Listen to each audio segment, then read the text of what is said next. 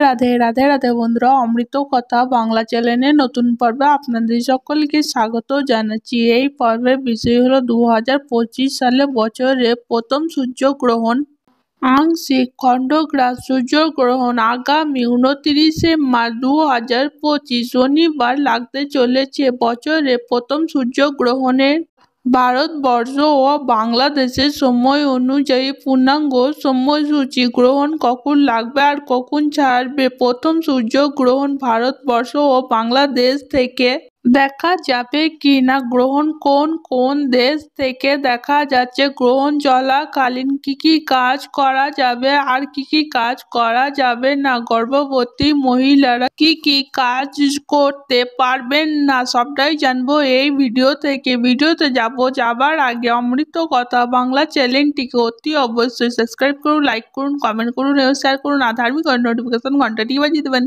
জ্যোতিষশাস্ত্র অনুযায়ী সূর্যগ্রহণ ও চন্দ্রগ্রহণের প্রভাব মানব জীবনের ওপরে পড়ে। 2025 সালে মার্চ মাসে হতে চলেছে সূর্যগ্রহণ।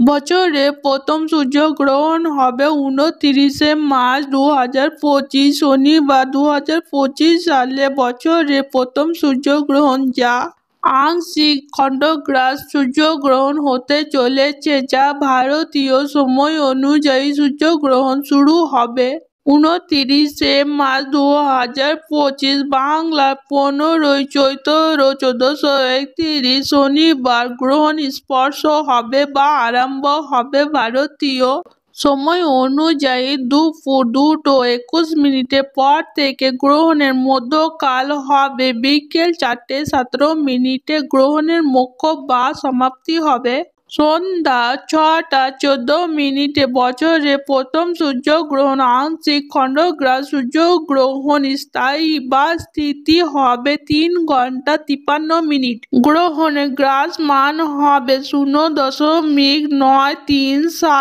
2025 সালে বছরের প্রথম সূর্যগ্রহণ বাংলাদেশের সময় অনুযায়ী কখন শুরু হবে কখন সমাপ্তি হবে। বাংলাদেশের সময় অনুযায়ী গ্রহণ স্পর্শ বা আরম্ভ হবে 29শে মার্চ শনিবার দুপুর 2:51 পর থেকে। গ্রহণের মধ্যকাল হবে বিকেল 4:47। গ্রহণের মুখ্য বা সমাপ্তি হবে সন্ধ্যা 6:44। বাংলাদেশের সময় অনুযায়ী প্রথম সূর্যগ্রহণ ভারতবর্ষ ও বাংলাদেশ থেকে দেখা যাবে না, তাই গ্রহণের কোনো সূতককাল লাগু হচ্ছে না। সূতককাল যে কোনো গ্রহণে 12 ঘন্টা আগে থেকে শুরু হয়ে যায়, যেটা গ্রহণ কাল শেষ হওয়া পর্যন্ত থাকে।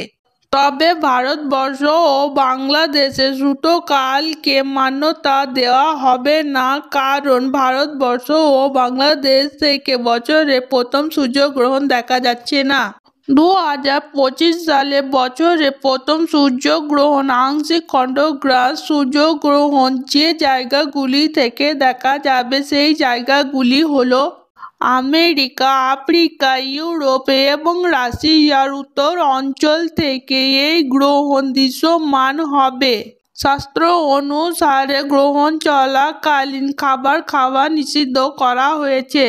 এ সময় জলে তুলসী পাতা ও দুর্বা ঘাস দেওয়ার প্রচলন রয়েছে, এতে জল পরিশুদ্ধ হয়ে যায় বলে অনেকের বিশ্বাস। এছাড়া গ্রহণের সময় অন্ন গ্রহণ করলে তা অশুভ প্রভাব ফেলে শরীরের ওপর। গ্রহণের সময় রান্না না করার পরামর্শ দেওয়া হয়। যেই মানুষ অসুস্থ, ক্লান্ত অথবা বৃদ্ধ, তাদের ক্ষেত্রে একান্তই সম্ভব না হলেও জল এবং ডাবের জল অথবা এই ধরনের কোনো কিছু খাবার খেয়ে থাকতে পারে, তবে ভারী খাবার না খাওয়াটাই ভালো।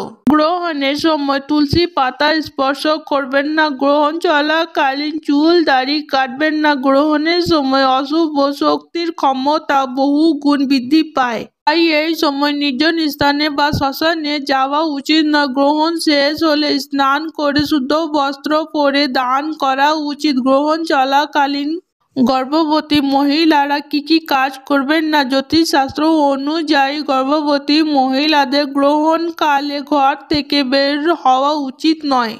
এবং এই সময় তাদের ছুরি, কাঁচি বা কোনো ধারালো বস্তু ব্যবহার করা উচিত নয়। এই সময় সবজি কাটা একেবারেই উচিত নয়। এমনটা করলে মনে করা হয় শিশুর উপরে খারাপ প্রভাব পড়ে। জ্যোতিষশাস্ত্র মতে গর্ভবতী মহিলাদের ঘুমানো উচিত নয়। এছাড়াও সূর্যে সুতো পরানো নিষিদ্ধ এবং গ্রহণকালে ভ্রমণে যাওয়া একেবারেই উচিত নয়। আজকের পর্ব এখানেই সমাপ্ত হলো। অমৃত কথা বাংলা চ্যানেলের সঙ্গে থাকার জন্য আপনাদের অনেক অনেক ধন্যবাদ। রাধে রাধে।